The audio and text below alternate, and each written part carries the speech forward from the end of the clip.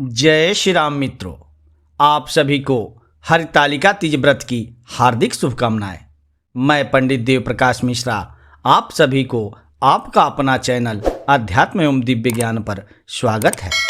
इस चैनल पर हिंदू सनातन धर्म से जुड़ी सभी व्रत त्योहार और वेद पुराणों में वर्णित सिद्ध चमत्कारी मंत्रों की जानकारियाँ दी जाती है। आज इस वीडियो में आप जानेंगे कि कब मनाई जाएगी हरितालिका तीज व्रत, पूजा का शुभ मुहूर्त कब है, कैसे पड़ा हरितालिका तीज का नाम, और साथ ही आज मैं आप सबको हरितालिका तीज व्रत की कथा सुनाऊंगा। मित्रों, हिंदू पंचांग के अनुसार भाद्रपद माह में शुक्ल पक्ष की तृतीया तिथि की शुरुआत 17 सितंबर को सुबह 11:08 से होगी और इस तिथि का समापन 18 सितंबर को दोपहर 12:39 पर हो जाएगा। ऐसे में हरितालिका तीज व्रत 18 सितंबर 2023 सोमवार के दिन रखा जाएगा। इस दिन पूजा का जो मुहूर्त है वह सुबह 6:07 से सुबह 8:34 तक रहेगा। उदया तिथि के हिसाब से इस साल हरितालिका तीज का पर्व 18 सितंबर को मनाया जाएगा। यह व्रत अच्छे पति की कामना से एवं पति की लंबी उम्र के लिए किया जाता है। मान्यता है कि भगवान शिव जी को अपने पति के रूप में पाने के लिए माता पार्वती ने सबसे पहले इस व्रत का पालन किया था।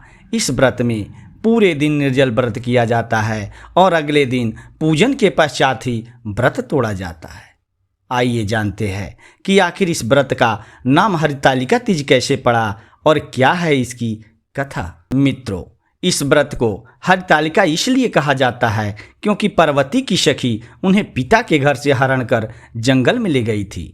देवी पार्वती ने मन ही मन भगवान शिव को अपना पति मान लिया था और वह सदैव भगवान शिव की तपस्या में लीन रहती थी।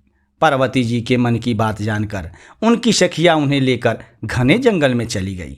इस तरह सखियों द्वारा उनका हरण कर लेने की वजह से इस व्रत का नाम हरितालिका तीज व्रत पड़ा।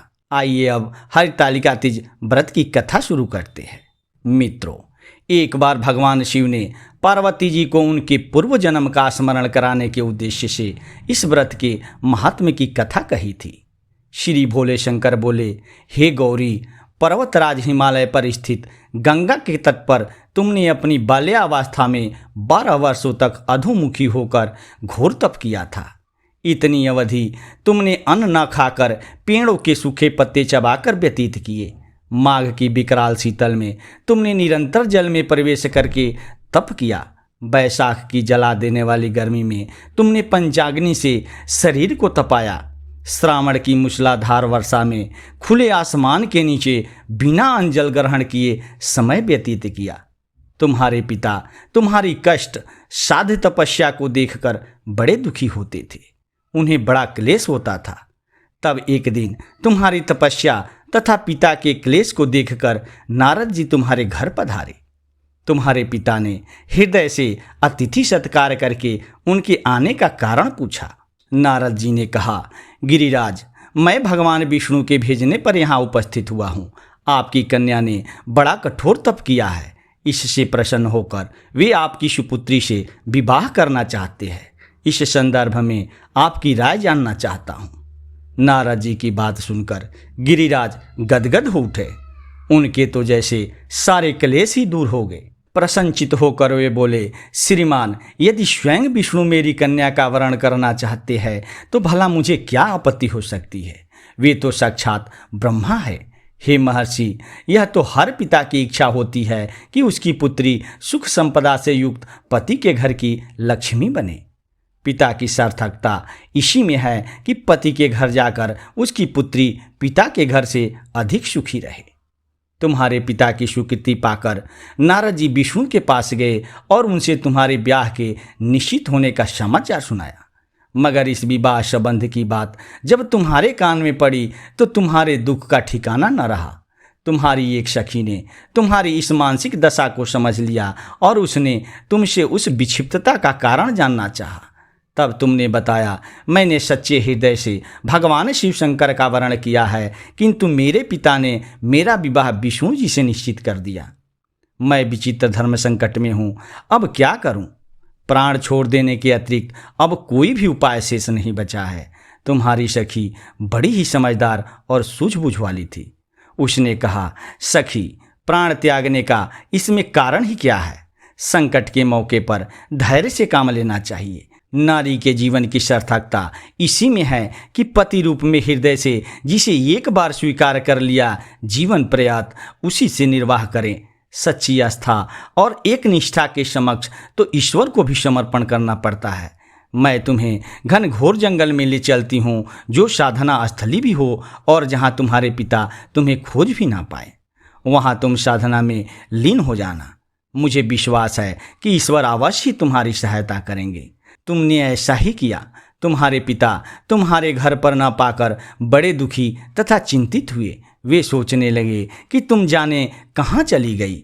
मैं विष्णु जी से उसका विवाह करने का प्रण कर चुका हूँ। यदि भगवान विष्णु बारात लेकर आ गए और कन्या घर पर ना हुई तो बड़ा अपमान होगा। मैं तो कहीं मुंह दिखाने के योग्य भी नहीं रहूँगा।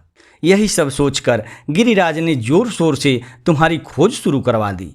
इधर तुम्हारी खोज होती रही और उधर तुम अपनी सखी के साथ नदी के तट पर एक गुफा में मेरी आराधना में लीन थी। भाद्रपद शुक्ल तृतीया को हस्त नक्षत्र था। उस दिन तुमने रेत के शिवलिंग का निर्माण करके व्रत किया। रात भर मेरी स्तुति के गीत गाकर जागी। तुम्हारी इस कष्ट साध्य तपस्या के प्रभाव से मेरा आसन डोलने लगा। मेरी समाधि टूट गई। मैं तुरंत तुम्हारे समक्ष जा पहुंचा और तुम्हारी तपस्या से प्रसन्न होकर तुमसे वर मांगने के लिए कहा। तब अपनी तपस्या के फलस्वरूप मुझे अपने समक्ष पाकर तुमने कहा, मैं हृदय से आपको पति के रूप में वरण कर चुकी हूँ। यदि आप सचमुच मेरी तपस्या से प्रसन्न होकर आप यहाँ पधारे हैं तो मुझे अपनी अर्धाग्नि के रूप में स्वीकार कर लीजिए। तब मैं तथास्तु कहकर कैलाश पर्वत पर लौट आया। प्रातः होते ही तुमने पूजा की समस्त सामग्री को नदी में प्रवाहित करके अपनी सहेली सहित व्रत का पारण किया। उसी समय अपने मित्र, बंधु व दरबारियों सहित गिरिराज तुम्हें खोजते खोजते वहां आ पहुँचे और तुम्हारी इस कष्ट साध्य तपस्या का कारण तथा उद्देश्य पूछा। उस समय तुम्हारी दशा को देखकर गिरिराज अत्यधिक दुखी हुए और पीड़ा के कारण उनकी आंखों में आंसू उमड़ आए। तुमने उनके आंसू पोंछते हुए विनम्र स्वर में कहा, पिताजी, मैंने अपने जीवन का अधिकांश समय कठोर तपस्या में बिताया है। मेरी इस तपस्या का उद्देश्य केवल यही था कि मैं महादेव को पति के रूप में पाना चाहती थी। आज मैं अपनी तपस्या की कसौटी पर खरी उतर चुकी हूँ। आप क्योंकि विष्णु जी से मेरे विवाह करने का निर्णय ले चुके थे, इसलिए मैं अपने आराध्य की खोज में घर छोड़कर चली आई। अब मैं आपके साथ इसी शर्त पर घर जाऊंगी कि आप मेरा विवाह विष्णु जी से ना करके महादेव जी से करेंगे। गिरिराज मान गए और तुम्हें घर ले गए। कुछ समय के पश्चात शास्त्रोक्त विधि विधान पूर्वक उन्होंने हम दोनों को विवाह सूत्र में बांध दिया। हे पार्वती, भाद्रपद की शुक्ल तृतीया को तुमने मेरी आराधना करके जो व्रत किया था उसी के फलस्वरूप मेरा तुमसे विवाह हो सका। इसका महत्व यह है कि मैं इस व्रत को करने वाली कुंवारियों को मनवांछित फल देता हूँ। इसलिए सौभाग्य की इच्छा करने वाली प्रत्येक युवती को यह व्रत पूरी एक निष्ठा के साथ तथा आस्था के साथ करना चाहिए।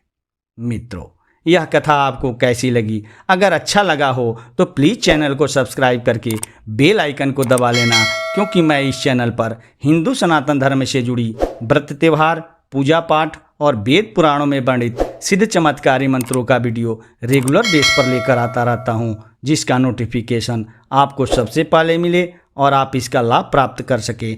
धन्यवाद।